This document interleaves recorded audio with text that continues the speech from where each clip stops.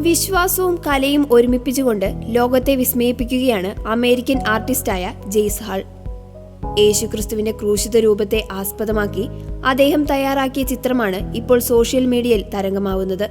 കേവലം ചായക്കൂട്ടുകൾ കൊണ്ടല്ല, മറിച്ച് യേശു എന്ന നാമം ആയിരക്കണക്കിന് തവണ എഴുതിയാണ് ഈ കലാസൃഷ്ടി പൂർത്തിയാക്കിയിരിക്കുന്നത്.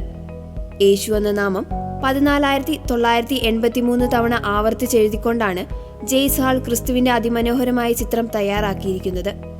യേശു രക്ഷയ്ക്കുള്ള ഏകനാമം എന്ന ആശയമാണ് ഈ ചിത്രത്തിന് ആധാരം.